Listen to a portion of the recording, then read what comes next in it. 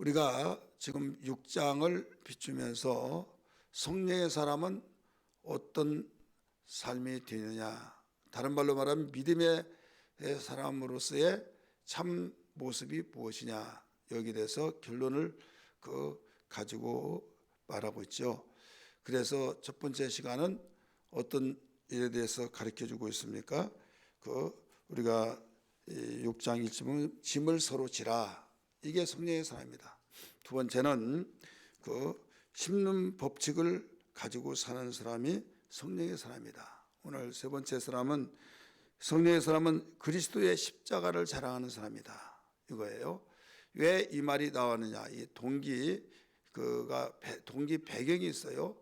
이 외에도 우리가 다른 차원 속에서 성령의 사람은 기도하는 사람이다, 또 항상 소망을 가진 사람이다, 이런저런 말로서 우리는 다 나열시켜 말할 수 있습니다만은, 이 네 가지로서, 오늘 세 번째 말하고 있지만은 네 가지로서 자랑을, 성령의 사람을 가르쳐 주고 있는 가운데 오늘 십자가 자랑을 가르치고 있죠.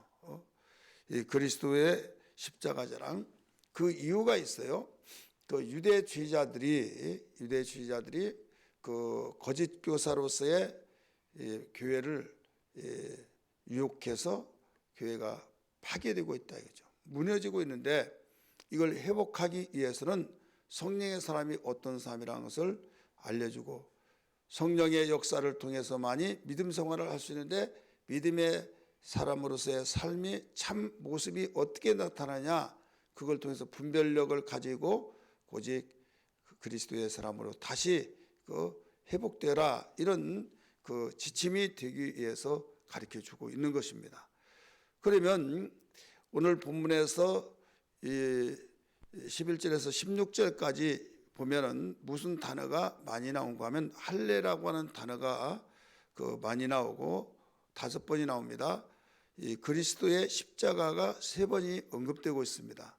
그러면 무슨 말인 줄 알죠? 할례는 어디에서 강조되고 있어요? 율법에서 강조되고 있죠. 남자 낳은 지 8일 만에 할례식을 하라, 이렇게 말했어요. 그렇기 때문에 할례를 중요시 여겨서 할례를 받게 했던 사람들이 있다, 이거죠. 그 사람들이 누구였는가 하면 갈라디아 교회를 갈라디아 지방에 있는 수많은 교회들을 수라장으로 만드는, 파괴시키고 미혹시켜서 부서지도록 만드는 사람들이 유대 거짓 교사였다, 이거죠.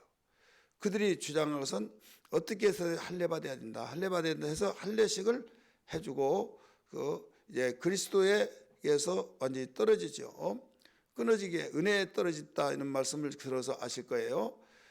할례를 받으면 너희들은 율법을 지켜야 할, 모든 율법을 다 지켜야 할 의무가 있는 자라. 그렇기 때문에 그리스도하고는 관계가 있기 때문에 은혜에서 떨어진 자고 그리스도에서 끊어진 자다. 우리 앞서서 들었던 것을 기억하시면 아멘 하시깁시다. 그래서 할례가 이렇게 아무것도 아닌 것 같지만은 그들은 굉장히 중요히 여겨서 주님과의 멀어지게 하고 은혜가 끊어지게 하고, 할례 받아야 너희가 제대로 된 것이다. 아브라함에게 말씀하시고 모세를 통해서 성문화시켜서 율법으로 규정했지 않느냐 하면서 이런 말씀들을 가리키고 있다, 이거죠. 그러니까 여기서 할례라고 한 말을 언급을 하지 않을 수 없는 거예요. 왜? 그들을 지향해서 말하고 있기 때문에. 그래서 11절에 이렇게 말하고 있어요. 내 손으로 너에게 이렇게 큰 글자로 쓴 것을 보라. 직접 어떤 대필이 아니라 직접 썼다, 이거죠. 큰 글자로 쓴 것을 보라. 무릇 육체의 모양을 내려 하는 자들이 억지로 너희에게 뭐라고 그랬어요? 할례를 받게 함은, 이게 나오죠. 할례는 왜 해요? 할례를 하나님께서 하라고 하는 의미가 있어요. 할례는 모든 율법을, 내가 모세에게 명한 율법을 철저히 지키듯이 내 자녀도, 하나님 신 선물이요 또 기업인 자녀도 이렇게 이 율법으로 양육하게 하겠습니다, 책임을 지키겠습니다, 이런 결단으로 이 할례식을 하는 거예요. 그리고 할례의 의미는 다른 것이 아니라 구별된 자로서 율법대로 지켜 살도록 만들겠습니다. 이런 의지 결단이거든요. 그러니까 할례를 받으면 여기서 나는 모든 율법대로 살겠습니다. 아버지의 뜻을, 곧 하나님의 뜻을 따라서 살겠다고 하는 그 고백으로 하기 때문에 이 할례라고 하는 것은 전 율법을 지켜야 할 사명이 있다 이거죠. 잘 의무가 있다 이거죠.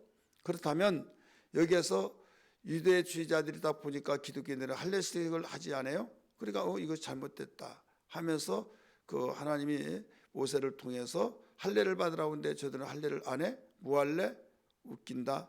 그래놓고 신앙생활 잘한다고 그래? 하나님의 사랑을 받는다고 그래? 막 하면서 비판하면서 그들에게 안타깝게 여겨서 그들의 눈으로 볼 때는, 율법의 눈으로 볼 때는 그래서 할례식을 설득해 가지고 하게 했던 거예요. 그랬더니 이제 나도 해줘 나도 해야겠어 하면서 이제 하게 되는데 결국은 여기에서 이제 그쪽으로 기울어져 버린 거예요. 누구의 말을 듣느냐에 따라서 그쪽에 기울어지듯이, 영향을 받듯이 예수 그리스도 그의 피 흘리심을 통해서만이 우리가 믿음으로 구원받고 이것으로 족하다. 할례도 필요 없다. 내가 만약에 할례를 받았더라면 내가 그 많은 핍박을 받을 이유가 있겠더냐? 내가 할례식을 베풀었다고 한다면 내가 핍박을 받을 이유가 없지 않느냐? 그럼에도 불구하고 핍박을 감수하더라도 너희들이 볼 때는 고집이라고 말하겠지만은 복음은 할례를 중요시 여긴 것이 아니다 라고 하면서 할례를 거부했다 이거죠. 근데 너희가 할례를 받아? 이거예요. 그러니까 그리스도의 신앙은 무너져 버리고 복음 신앙은 무너지고 율법 신앙으로 되돌아가 버리는 이들에게 강조할 것은 다른 것 없다 이거죠. 그리스도의 십자가를 강조할 수밖에 없는 거예요. 이해가 되시죠? 그래서 14절에 뭐라고 나와요? 14절 할례를 받는 자들 그들이라도 스스로 14절 그러나 내게는 우리 주 예수 그리스도의 십자가 외에 결코 자랑할 것이 없으니 이렇게 나오잖아요. 결코 우리 주 예수 그리스도의 십자가 외에는 자랑할 것이 없다. 왜 자랑할 것이 그 외에 없겠습니까? 많이 있겠죠. 내가 약한 것을 자랑하노라. 여러분 고린도 교회는 그렇게 말했잖아요. 내가 자랑한 것은 내가 약한 것을 자랑한다. 그러면서 너희들도 자랑하려면 예수 안에서 자랑하라. 이런 말씀을 했잖아요. 그런데 이 갈라디아 교회에서는 왜 여기서 그리스도 외에 그리스도의 십자가 외에 자랑할 것이 없다. 이렇게 말했잖아요. 그리스도의 십자가 몇 번 나오는가 한번 보세요. 우리 12절 말씀 보십니다. 맨 가운데 부분 그들이 그리스도의 십자가로 말미암아 박해를 면하리 함이라 이렇게 나오죠. 그 다음에 또 14절 그러나 내게는 우리 주 예수 그리스도의 십자가 나왔죠. 그 다음에 또 이어서 나가면 결코 자랑할 것이 없으니 그리스도로 말미암아 나를 대신하여 십자가에 못 박히고 이 나오죠. 그래서 십자가에 못 박히고 하면서 그리스도의 십자가를 같이 언급하고 있죠. 그래서 할례, 무할례에서 5번이 나와요. 그 다음에 그리스도의 십자가는 3번이 나와요. 그러니까 율법이냐 그리스도의 십자가냐, 너희들 어느 것이 옳으냐 이걸 양면으로서 비교하면서 가르쳐 준 거예요. 갈라디아 교회가 율법으로 무너졌기 때문에 다시 세우기 위해서는 그리스도의 십자가 위에 어떤 자랑할 것이 없다 이렇게 주장한 겁니다.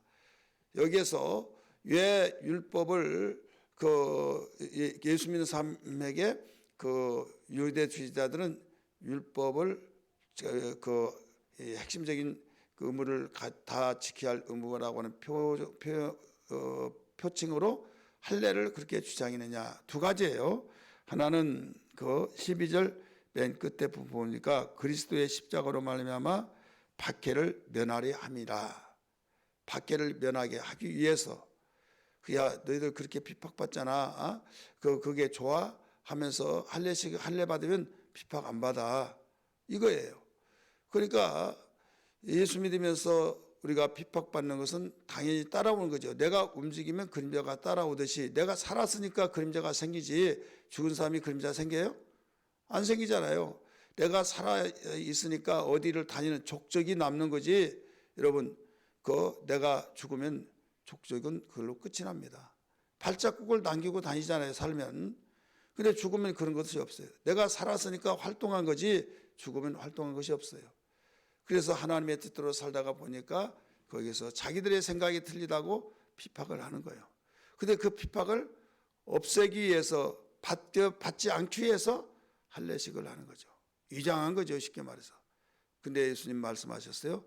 아무든지 누구 앞에서든지 나를 시인하면 나도 내 아버지와 천사들 앞에서 너희를 시인하지만은 나를 부인하면 나도 너희들 내 아버지와 천사들 앞에서 부인하리라. 그러니까 이 할례를 받는 것은 핍박을 면하기 위해서 받았다고 그랬잖아요. 그러니까 그들은 부인한 거예요, 예수를 부인하니까 믿음으로 예수님이 나를 위해서 십자가에 죽으셨다. 이것을 주장하고 믿어야 된다 하니까 핍박이 있던 거 아닙니까? 할례를 받고 율법을 지켜야 깨끗하고 복을 받고 구원받는데 무슨 그 당시 예수는요 저주의 사람으로 각인되어 있어요. 그 당시 예수는 십자가에 죽은 자는 저주 아래 있다고 다 믿고 있는 삶을 주장하고 있는 시대다 이거죠. 예를 들어 여기 얼마 안 되니까 3장 13절 보세요. 나무에 죽은 자는 어떤 자라고 각인되어 있는지 3장 13절입니다. 갈라디아요. 시작. 그리스도께서 우리를 위하여 저주를 받은 바 되사 율법의 저주에서 우리를 속량하셨으니 기록된 바 뭐라고 그랬어요? 나무에 달린 자마다 저주 아래 있는 자라 하였습니다. 나무에 달린 자. 예수님이 십자가 나무에 달려 죽으셨잖아요. 이건 민수기에도 그렇게 나오잖아요. 나무에 달린 자는 저주 아래 있다. 그래서 우리는 지금 영광이 십자가잖아요. 제가 십자가를 가까이 첫 번째 우리 찬송 불렀지 않습니까? 이 말씀하고 항상 관련시킨 찬송을 선곡하기 위해서 많이 신경을 써요. 그래서 이 십자가를 그렇게 자랑한 것 그 이외에는 내가 어떤 걸 자랑하지 않는다 이렇게 말했던 이유가 할례냐 십자가냐 이거죠. 그 다음에 이 모든 것을 지켜야 할 의무 때문에 그 할례를 받는다라고 가르쳐 주고 있어요. 우리 13절 말씀 보세요. 할례를 받는 그들이라도 스스로 율법을 지키지 아니하고 너희에게 할례를 받게 하려는 것은 그들이 너희로 육체로 자랑하려 함이라. 첫째는 핍박을 받지 않기 위해서, 두 번째 자랑하게 하기 위해서. 바로 너 나 때문에 당신 우리 때문에 할례를 주장한 사람 우리 때문에 이제는 핍박받지 않고 이제는 모든 사람이 다 인정하잖아. 그러면서 주장을 하고 있다 이거죠. 그 앞에 부분 뭐라고 그랬어요? 자기는 하나님의 말씀을 율법을 지키지도 않으면서 그러니까 지켜야 할 의무가 있는데 지키지도 않으면서도 할례식을 계속 유혹해서 할례를 받게 하는 이런 이유가 뭐냐? 자랑하기 위해서. 여러분 우리는 그래서 여기서 13절에서 이어서 14절이 하는 말이 뭐라고 나왔어요? 내가 그리스도의 십자가 외에는 결코 자랑할 것이 없다라고 결론을 내린 거예요.